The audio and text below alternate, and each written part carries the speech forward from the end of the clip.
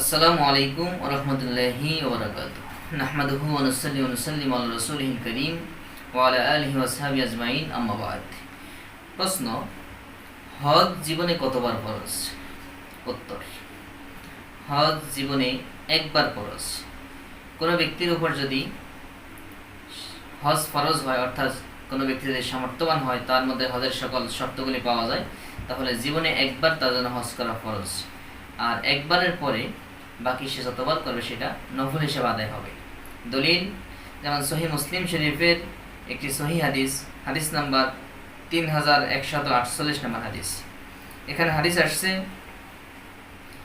আন আবি হুরায়রা রাদিয়াল্লাহু আনহু قال خطبنا رسول الله صلى الله عليه وسلم فقال ايها الناس قد فرض الله عليكم الحج فحجوا।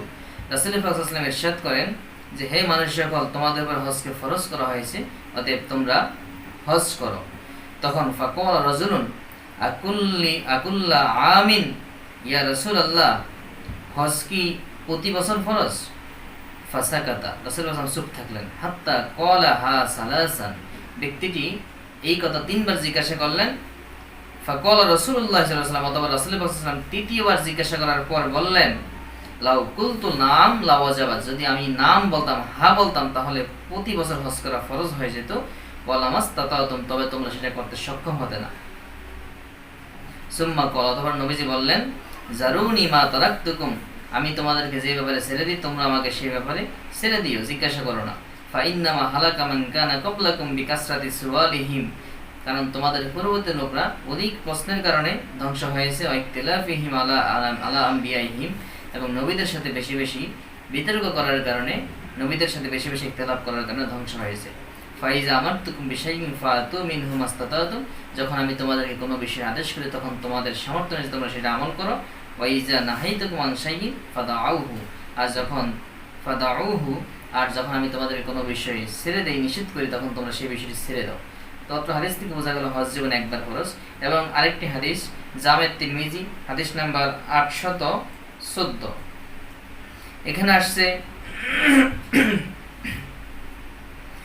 আন আলী ইবনে আবি তালিব রাদিয়াল্লাহু আনহু قال লাম্মা নাযালাত ওয়ালিল্লাহি আলান নাসি হিজ্জুল বাইতি মান ইসতাতা ইলাইহি সাবিলা, যখন এই আয়াতটি নাযিল হলো, ফাকাল ইয়া রাসূলুল্লাহ, সাহাবায়ে কেরাম জিজ্ঞাসা করলেন, হে আল্লাহর রাসূল, আফি কুল্লি আমিন, প্রত্যেক বছরই কি হজ ফরজ? ফাসাকাতা, নবীজি চুপ থাকলেন। ফাকাল ইয়া রাসূলুল্লাহ আফি কুল্লি আমিন, হে আল্লাহর রাসূল, হজ কি প্রতি বছর ফরজ? ক্বালা লাউ লা, না, প্রতি বছর ফরজ না।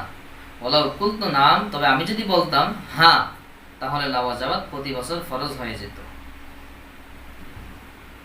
তো এই হাদিসগুলো থেকে বোঝা যাচ্ছে হজ জীবনে একবার ফরজ, প্রতি বছর ফরজ না। তবে একবারের পর কোনো ব্যক্তির সামর্থ্য থাকলে, কোনো ব্যক্তি যদি একবারের পর বারবার হজ করে, তাহলে একবারের পরের হজগুলো এগুলো নফল হিসেবে আদায় হবে। যেমন ইবনে মাজাহ শরীফের হাদিস আসছে, সহিহ হাদিস, ইবনে মাজাহ শরীফের 2886 নম্বর হাদিস, 2886 নম্বর হাদিস। এখানে আসছে,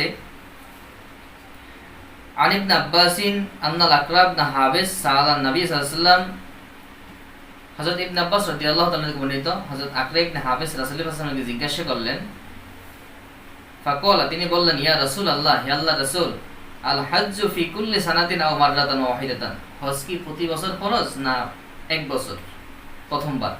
ক্বালা, তখন নবীজি বললেন, বাল মাররাতান ওয়াহিদাতান, না, শুধুমাত্র প্রথমবার ফরজ। ফামানিস্তাতা ফাতাতাউউন, এরপরে যে ব্যক্তি করতে সক্ষম হবে, সামর্থ্যবান থাকলে সে করবে, তবে সেটা হবে নফল। যাই হোক, সম্মানিত দর্শক শ্রোতা, আমরা জানতে পারলাম হজ জীবনে একবার ফরজ, বাকি যতবার করবে সেটা নফল হিসেবে আদায় হবে। আল্লাহ রাব্বুল আলামিন আমাদের সকলকে হজ করার তৌফিক দান করুক। আমিন সুম্মা আমিন। আসসালামু আলাইকুম ওয়া রাহমাতুল্লাহি ওয়া বারাকাতুহু।